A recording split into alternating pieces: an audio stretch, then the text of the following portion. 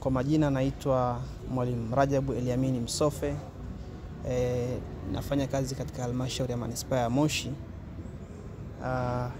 Nilikuwa katibu wa chama cha kulinda na kutetea haki za walimu Tanzania cha KUHAWATA kwa muda, ila kwa sasa nimerudi. Sio sema nimehamia kwa sababu nimerudi, nilikuwepo CWT, sasa nimerudi tena nyumbani, nimerudi CWT, chama cha walimu Tanzania. Zipo sababu mbalimbali zilizonifanya niamue kurudi chama cha walimu Tanzania. Mnapojenga taasisi mnakuwa na malengo. Wakati tunaijenga taasisi ya KUHAWATA tulikuwa tuna malengo yetu. Kimsingi hata kabla ya kusimama ukatibu, yapo malengo ambayo nilikuwa nikijaribu kuyahoji ambayo yalikuwa hayatimizwi. Malengo makuu ya chama cha wafanyakazi ni kuwatetea wafanyakazi wenzao au wanachama wa chama husika. Sasa inapofikia mahali yale malengo naona hayaendi, kwa kweli inakatisha tamaa kidogo. Kwa sababu kubwa ya kuamua kutoka kule na kurudi kuungana na wenzangu wa CWT ni kuona kwamba malengo yale tuliokuwa tumejiwekea awali hayatimizwi.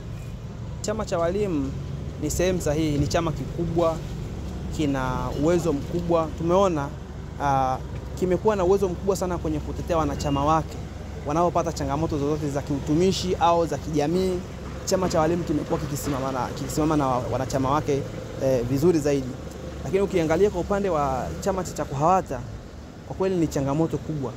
Mtumishi anapotokea, yani mwalimu anapotokea kuwa amepata changamoto yote ima ya kiutumishi au ya kijamii, ile changamoto inakuwa ni yake yeye kama yeye. Naitwa Mwalimu Isaac Moshi, ni mwenyekiti wa chama cha walimu Moshi Manispaa, na kipekee ni mpongeze Mwalimu Msofe kwa maamuzi mazuri aliyoyachukua.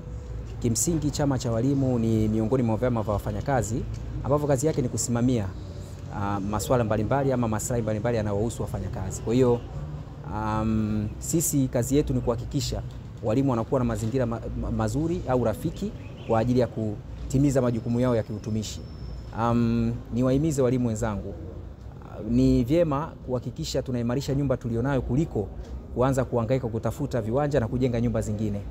Tumetumia nguvu kubwa sana kujenga chama chetu cha walimu na kimekuwa na nguvu. Kwa kweli kimewanufaisha sana walimu na kimewasaidia, na tumeona matunda yake na tunaendelea kuyaona.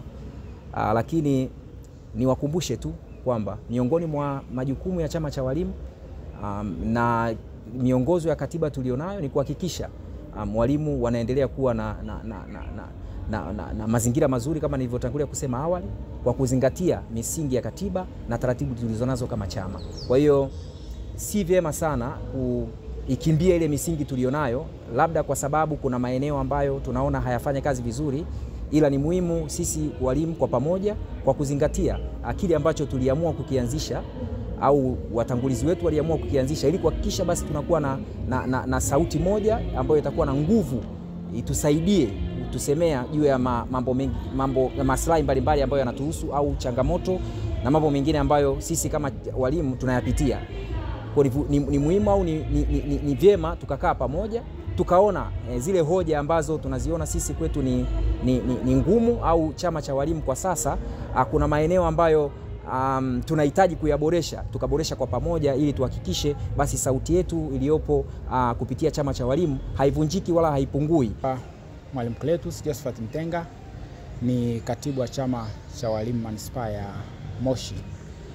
Nina furaha kubwa katika shughuli hii leo ya kumpokea kiongozi mwenzetu, mwalimu mwenzetu, ndugu yangu Msofe, aliyekuwa katibu wa chama cha kutetea haki za walimu cha KUHAWATA.